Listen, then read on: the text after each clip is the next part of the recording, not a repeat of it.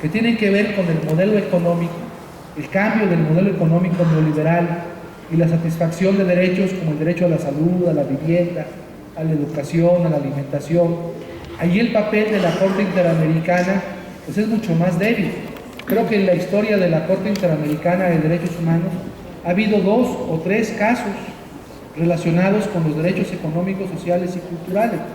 Todo el papel, todo el trabajo de la Comisión Interamericana y de la Corte Interamericana en materia de derechos humanos ha estado más relacionado pues con los asuntos de los derechos de la primera generación y este tipo de derechos que tienen que ver pues con que es muy importante, no lo menosprecio, es importantísimo, qué bueno que existe eso, pero desgraciadamente cuando los organismos internacionales de derechos humanos tienen que decirle a organismos financieros como el Fondo Monetario Internacional, el Banco Mundial, el Banco Central de algún país, la Reserva Federal de los Estados Unidos, oye, el gasto público que está realizando no garantiza el derecho a la salud, el derecho a la educación, ahí como que ese universalismo de los derechos humanos decae.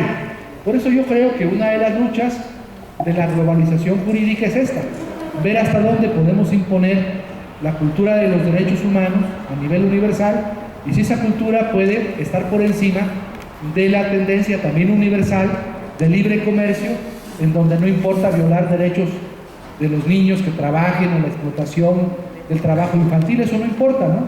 Siempre y cuando se salvaguarde, o el medio ambiente, ¿no? Siempre y cuando se salvaguarden las inversiones, el libre comercio, esto lo veremos. Luego la última pregunta brevemente, las vías de lucha. Yo sé que la lucha es muy difícil, sobre todo en los estados del norte de la República, porque los del norte somos más individualistas, es por razones históricas y culturales, no porque seamos malos, tenemos menos raíces comunitarias, solidarias, entonces la lucha es mucho más difícil aquí que en el centro o en el sur del país, la lucha social, pero sí, desde luego, hay que organizarse. ¿Cómo? Esto es algo que ustedes tienen que discutir. El padre Pedro tiene ya algún mecanismo, ¿cómo se llaman? Comités, los que usted tiene. Estos donde van a las comunidades, a los sindicatos.